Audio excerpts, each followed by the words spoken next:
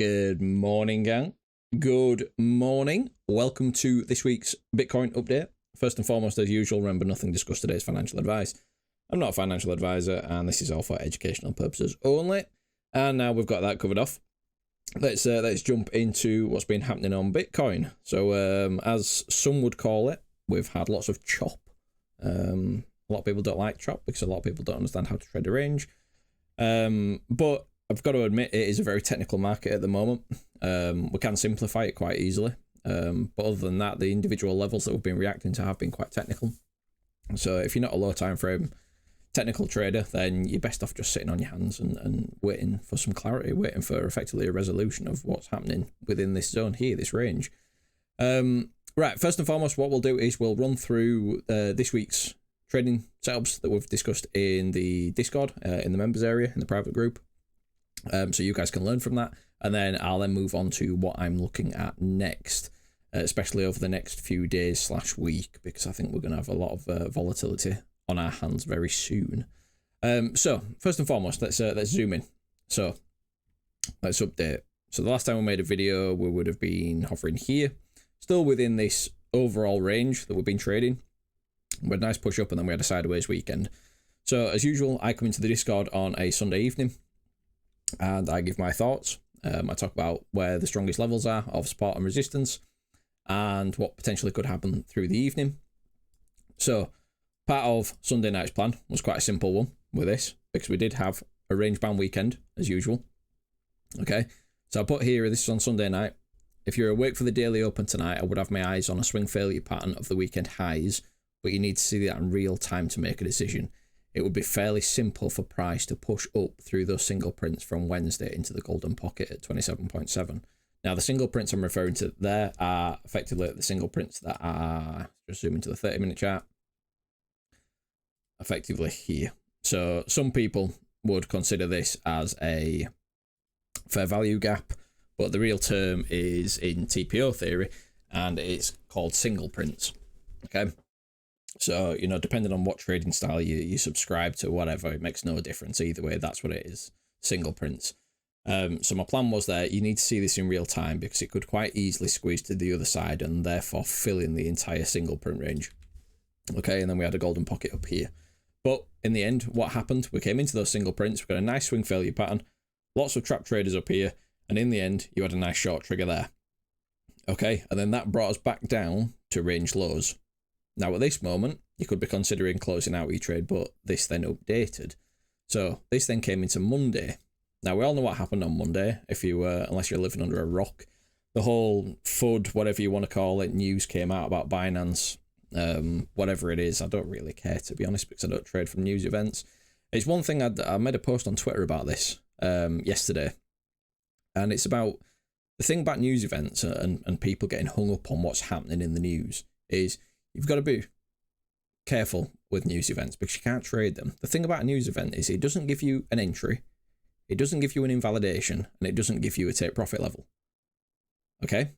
Yes, news can influence price in a direction or speed it up or slow it down, but it doesn't give you a trade setup. So therefore, it's more important not to focus on the news and focus on what's actually happening on the charts.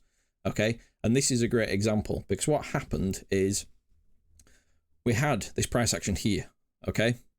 So the few members that were awake through the night that managed to catch this trade had an option here to either A, close out of profits and keep it as a nice simple 3-hour trade, or B, hold on to this, because what we were seeing in this slow bleed price action, we had significant bearish CVD divergences, okay?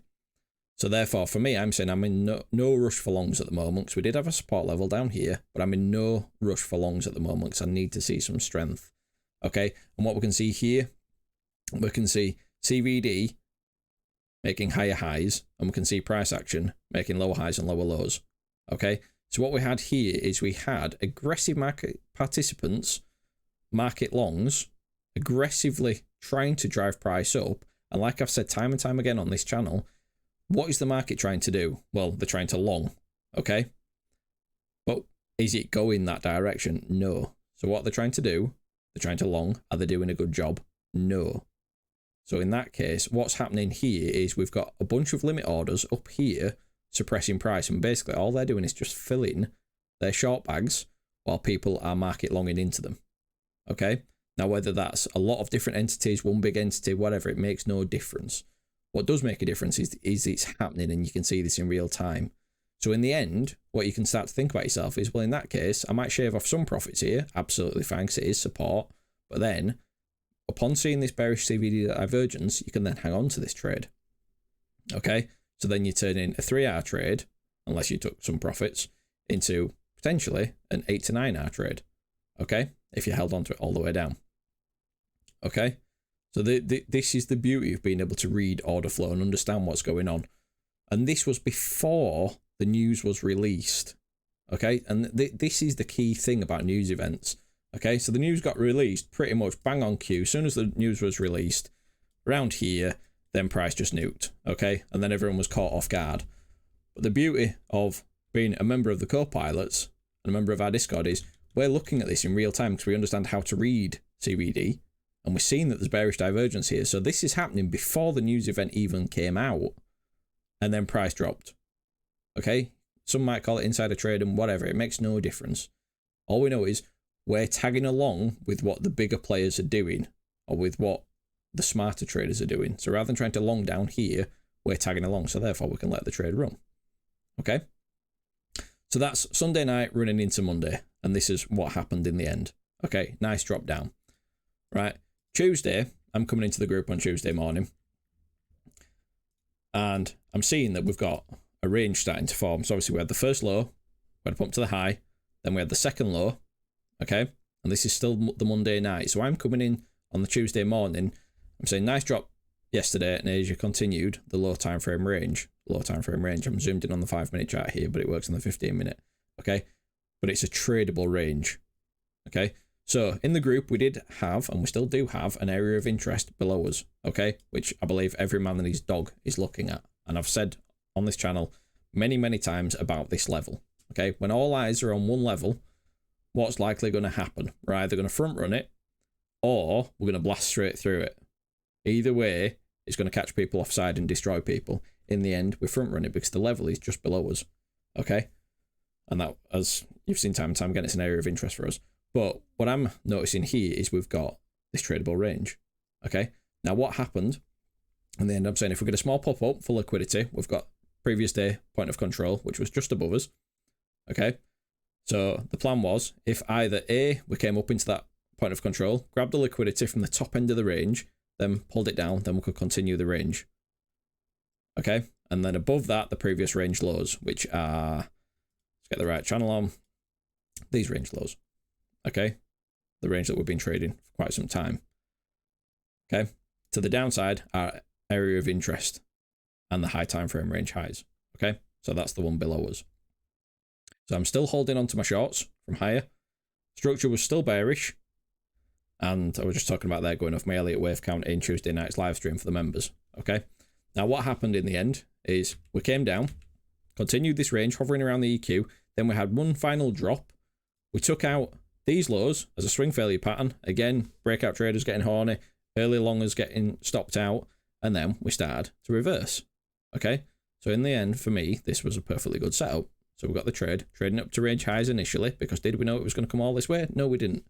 Trade up to range highs initially, and then start to see it break through. So this is then remaining open, and then I'm opening here a hedge position because I'm aware that we've got single prints here, and I'm posting this in the group. We've got single prints in this region, similar to the single prints up here. Now, single prints in this instance can act as resistance unless price gets accepted into them. So in the end, price came up. We did have a nice rejection from the single prints in the first place. I did enter a short there, came back down. We didn't get back down to the EQ as a minimum take profit one for me in this instance. Then I got stopped out. So yeah, I did take a loss there. I lost 1R, not a problem. But in the end, I then allowed this to ride up, and I did add back in once we got acceptance back into the single print. So my average entry actually did end up coming up a significant amount, but either way, good trade. Okay. Now we came up into this region here. Now this region here was a region that I was talking about on Tuesday night's live stream with the members, and why I was looking for shorts in this region, and I still do hold on to that short, but simultaneously I do hold on to this long at the same time as well. Okay, so that brings us to where we are now. So right now I'm currently in a short from here, and I'm still holding a long roughly from down here with an average entry. So regardless, if we pump up, this gets stopped out. It's already hard to take profit, one, because we had the perfect 1-to-1 extension with this move here. Okay, so if I get stopped out of this, then I can look for entries higher for new shorts, or if price rolls down here, stops me out of this one, then I can look for entries lower, and I can let my short run. This is the beauty of being hedged in the market, and this is understanding how to trade a range. Okay, you can open longs and shorts simultaneously. I don't understand why people don't think you can, but yeah, it's just called hedge mode. A lot of exchanges have it. If your exchange doesn't have hedge mode, then perhaps change your exchange that you're trading on. Right, so that's this week's roundup. So not many trades to be had. There's not been very good setups, but that's what we've been looking at. Okay, so before we jump into what I'm looking at next, then first announcement to make is today's video sponsor is BingX. We've talked about these guys many times. It's one of our partners. And the beauty of BingX is you can trade not only crypto, but you can also trade commodities, FX, indices, and you can use crypto as collateral. So yeah, if you guys want a non-KYC exchange, then check out BingX. Also, if you do want to trade on BingX, then come into our free Discord and check out the announcements channel, because for this week, if you sign up to BingX, you can also get 50% off membership to our private group. Okay, so private group, links down in the description, spitfiretraders.com. Within the private group, you get access to over 100 hours of educational material.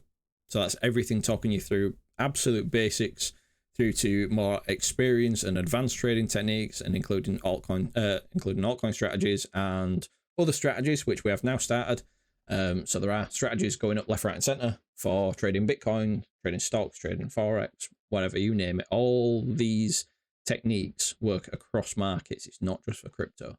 Okay, so if you want to join us, it'll cost you the grand old price of 60 Great British Pounds or $75 US. But if you check out that link in our Discord with our partner BingX, then you can get 50% off your first month.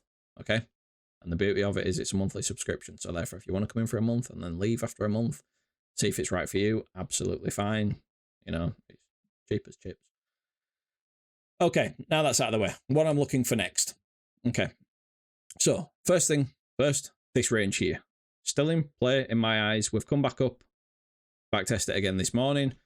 So one thing I'm watching, do we get acceptance back into it? And we just continue this range? Or do we start to roll over now? So that's what we've got to take into consideration here.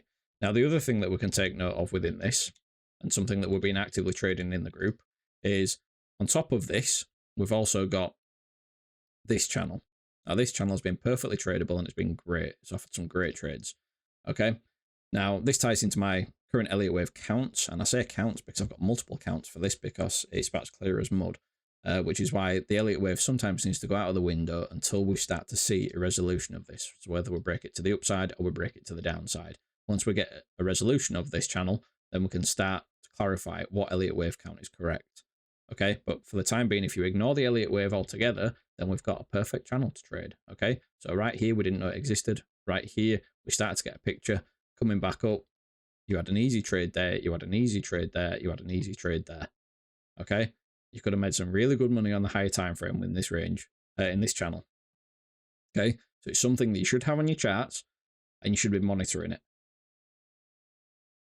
Next, if we do start to roll over, then once again, we're coming back into this range. Talked about this many, many times. Now, the thing with this range is, as we discussed, a lot of eyes are on this level here, looking for that perfect backtest. And we have front run it so far. Okay. So if this does roll over and come back down, we can either look for a swing failure pattern of these lows into this range, change the market structure, and we've got a long trigger. And then you're looking to see if we get acceptance back into this. If we do, great, carry on trading that. If we don't get acceptance and it rejects here, then we're trading it back down. Okay. Not the strongest of signs if this does happen, I've got to admit. Now, if we don't get a simple swing failure pattern of this low, and it does continue down lower, then remember what I've said many, many times, the bulk of the volume is down in this section here. So if we do get into this section here, and then start to grind up against the range high, showing strength, and ideally some bullish CVD divergences under here, then we can look for longs to trade it back up. Okay, but you want to see that strength. If you don't see that strength, and this just starts to roll over, let it roll over. And again, first and foremost, looking at value area high. Then we're looking down EQ. Then we're looking down point of control / these lows here. Okay, and what you want to do is you want to wait. You want to be patient. Okay, don't try catching knives if this happens and then trying to get in at the absolute bottom and say, oh, look, I caught the bottom, because chances are you've been liquidated several times before you caught the bottom. Okay, wait for that sign of strength. Just like I was saying, back here and back here, it was just about remaining patient, because in both these zones here, we had no confluence to take trades. So what you want to see is you want to see that sign of strength. So here you had the structure change to the upside. Reclaim back in the range, you had a long trigger. Okay, same with this. You had nothing here, reclaim back in the range, retested the range, you had a long trigger. You don't have to catch the absolute bottoms of everything, just like you don't have to catch the absolute tops of everything. Okay, if you've got confluence in a region, yeah, great, take a trade. But if you don't have any confluence there, then just sit on your hands and be patient. Okay, and that's what's going to happen down here. We just need to be patient.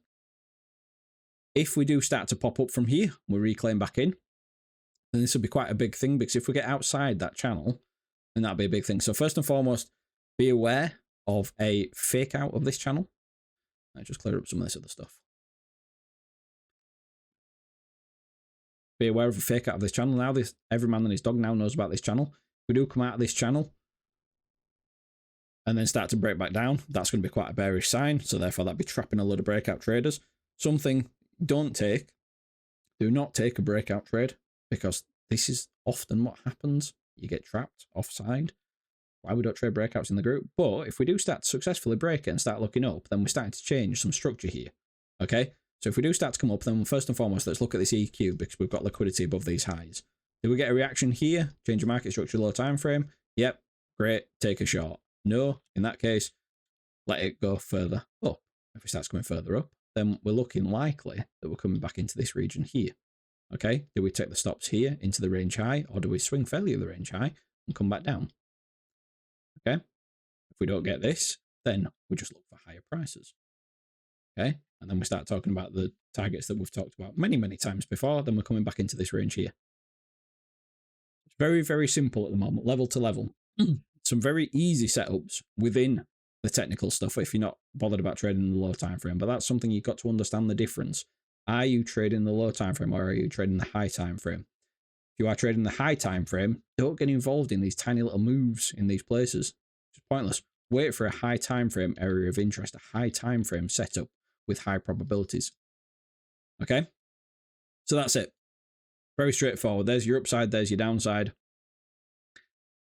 If you've enjoyed today's video, then let us know down in the comments. Make sure you hit that like button, because it really does help us out with the algorithm. And I'll say, if you do want to join us, then head over to our website, spitfiretraders.com, and come join the team.